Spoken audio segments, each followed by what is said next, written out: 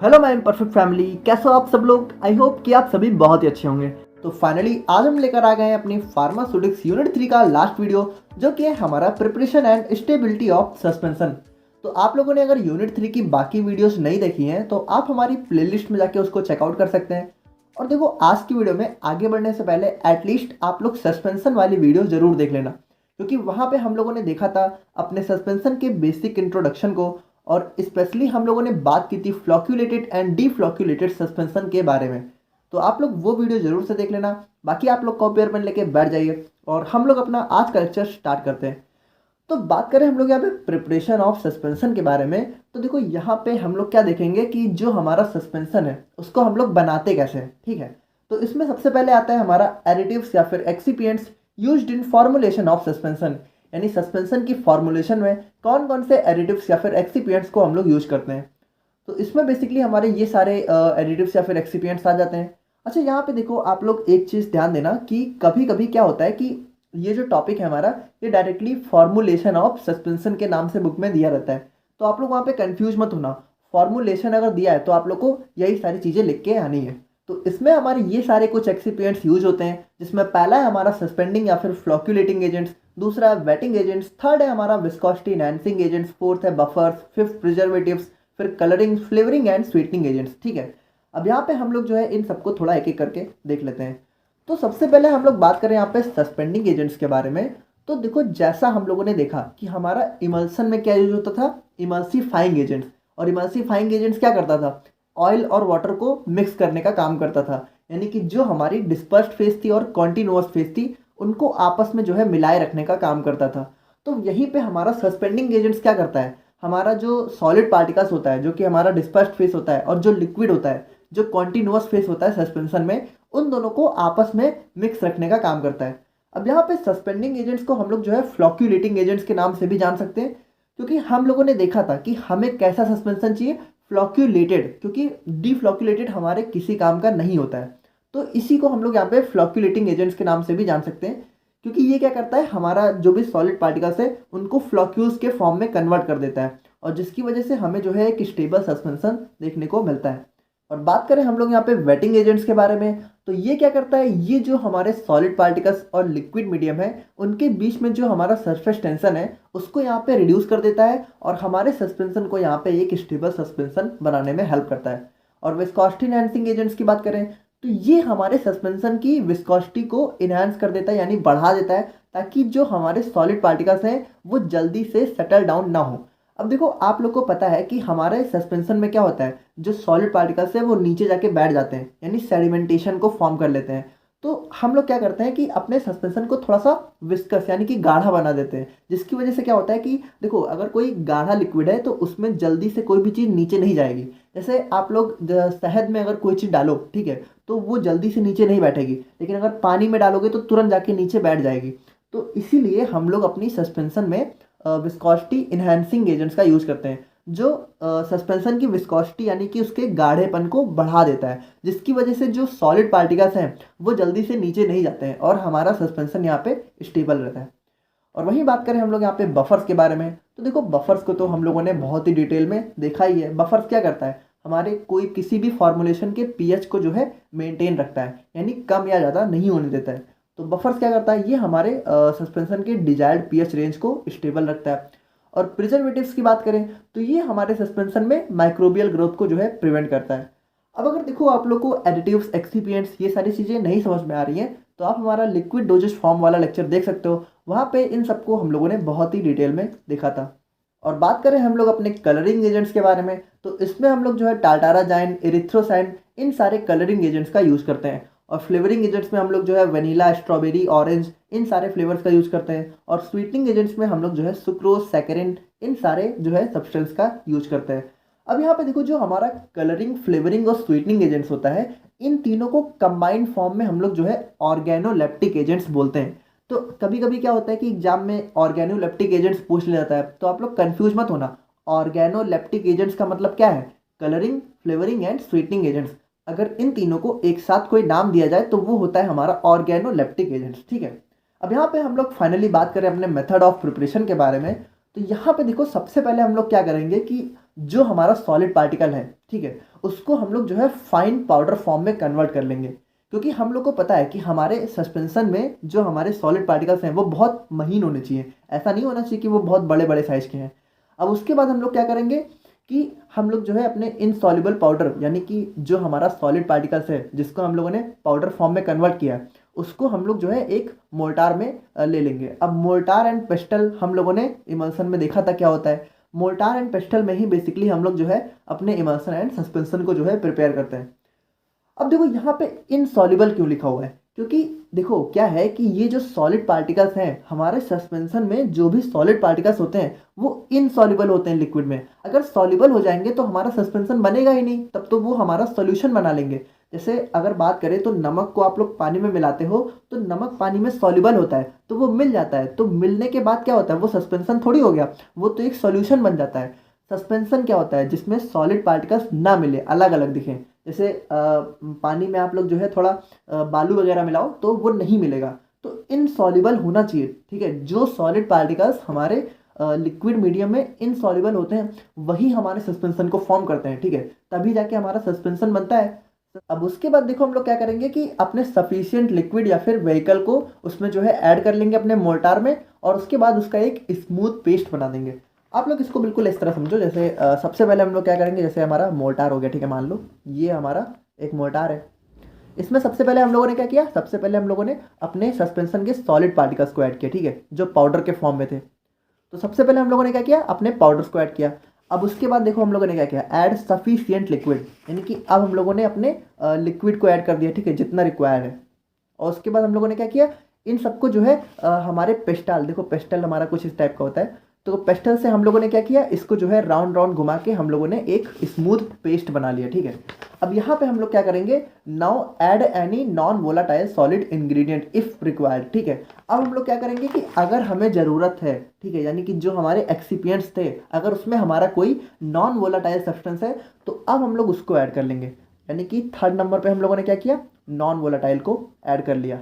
अगर प्रेजेंट है यानी कि अगर ज़रूरत है तो, अगर नहीं है तो कोई बात नहीं।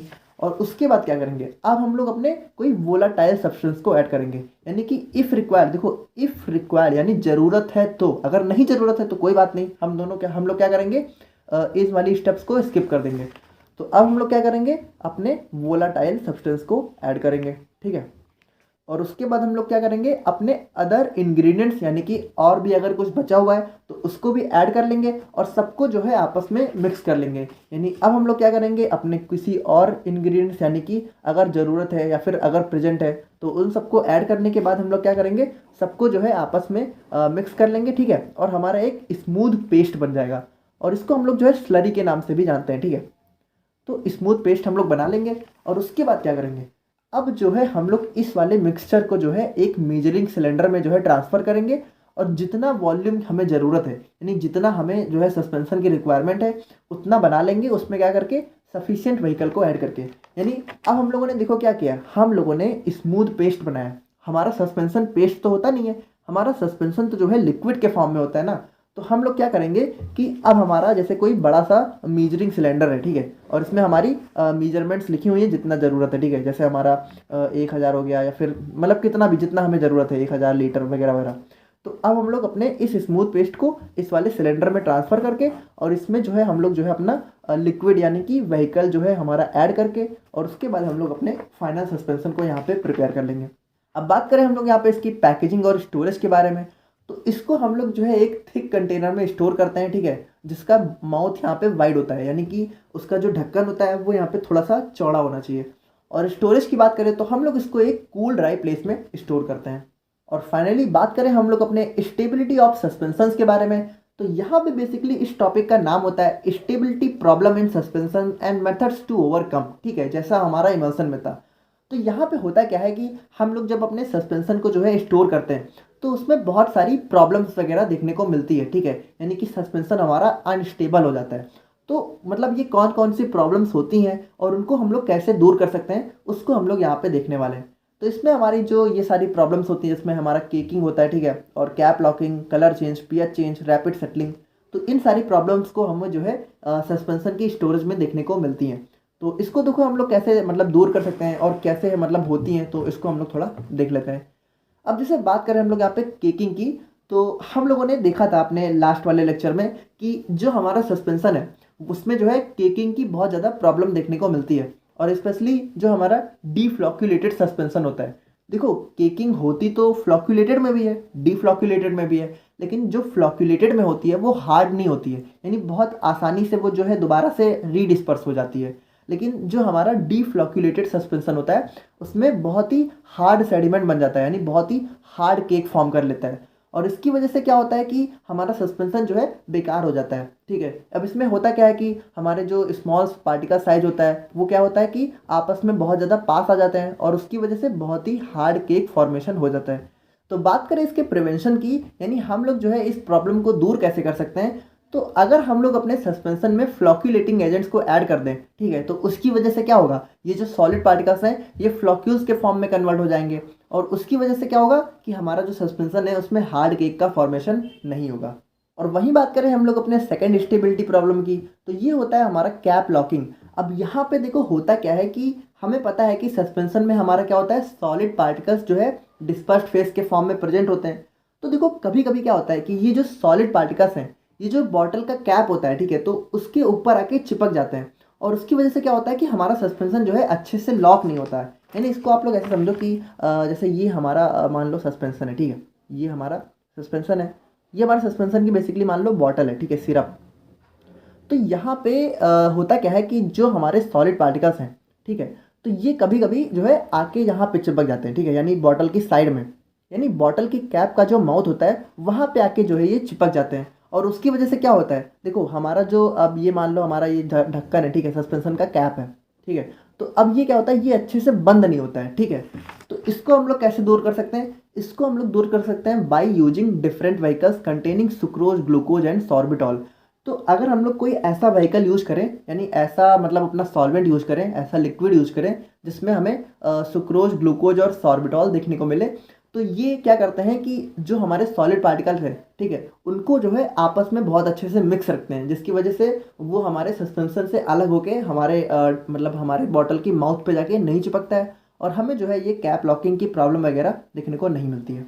और बात करें हम लोग यहाँ पे कलर चेंज की, तो देखो कभी कभी क्या होता है कि हमारा जो सस्पेंशन है, ठीक है, तो उसमें कुछ लाइट सेंसिटिव कलर मिक्स होते हैं, और अगर हम लोग जो है उसको बहुत ज़्यादा टाइम के लिए अपने किसी लाइट वाली एरिया में रख देते हैं, यानी कि मान लो सन के एक्सपोजर में हम लोगों ने रख दिया जहाँ पे धूप वगैरह लग रही है, तो वहाँ पे उसका क्या होता है, कलर यहाँ पे चेंज हो जाता है, और कलर चेंज होने की वजह से क्या होता है, हमारा सस्पेंशन जो है ख़राब हो सकता है, ठीक है।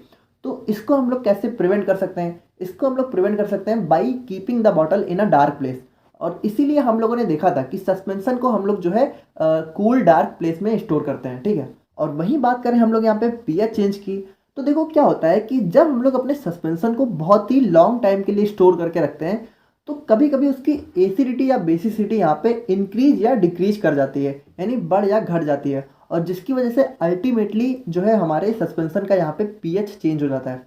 तो इसको प्रिवेंट करने के लिए हम लोग क्या कर सकते हैं, अपने बफर्स को ऐड कर सकते हैं। अब बफर्स को तो हम लोगों ने बहुत ही डिटेल में देख रखा है, तो बफर्स क्या करेगा कि उसके पीएच को यहाँ पे कांस्टेंट मेंटेन रखने में हेल्प करेगा। और फाइनली हम लोग बात करें रैपिड सेटलिंग ऑफ पार्टिकल्स के बारे में, तो देखो यहाँ पे क्या होता है कि जो हमारा फ्लॉक्यूलेटेड सस्पेंशन होता है, तो वहाँ पे हम लोगों ने देखा था कि हमारे पार्टिकल्स यहाँ पे फ्लॉक्यूल्स फॉर्म कर लेते हैं, यानी कि आप लोग को पता है कि जैसे हमारा ये फ्लॉक्यूलेटेड सस्पेंशन है, तो यहाँ पे जो हमारे पार्टिकल्स हैं वो यहाँ पे फ्लॉक्यूल्स के फॉर्म में कन्वर्ट हो जाते हैं। तो इसकी वजह से होता क्या है कि इसका वेट यहाँ पे बढ़ जाता है, जैसे हमारा फ्लॉक्यूल्स है तो वो यहाँ पे जो है भारी हो जाते हैं, और उसकी वजह से देखो ये बहुत तेज़ी से जाके नीचे बैठने लगते हैं, यानी रैपिडली यहाँ पे बॉटम में सेटल होने लगते हैं, ठीक है। तो इसको प्रिवेंट करने के लिए हम लोग क्या कर सकते हैं, अपने सस्पेंशन को जो है हम लोग गाढ़ा बना सकते हैं by adding viscosity enhancing agents. देखो हमें सस्पेंशन तो फ्लॉक्यूलेटेड ही चाहिए क्योंकि वही हमारे काम का है, तो यहाँ पे हम लोग जो है अपने फ्लॉक्यूल्स को जल्दी से नीचे ना बैठे, उसके लिए हम लोग जो है विस्कोसिटी इनहैंसिंग एजेंट्स को यूज़ कर सकते हैं, जो उसके विस्कोसिटी को यहाँ पे बढ़ा देगा, और जिसकी वजह से जो हमारा फ्लॉक्यूल्स है वो जल्दी से नीचे नहीं आएंगे और हमारा सस्पेंशन जो है स्टेबल रहेगा। तो यूनिट 3 की नोट्स आप लोग को डिस्क्रिप्शन बॉक्स और कमेंट बॉक्स में मिल जाएगी, और बाकी आप लोग को अगर कोई प्रॉब्लम है आज की वीडियो से रिलेटेड तो आप लोग कमेंट करके बता सकते हो। बाकी मिलते हैं नेक्स्ट वीडियो में। Thank you so much.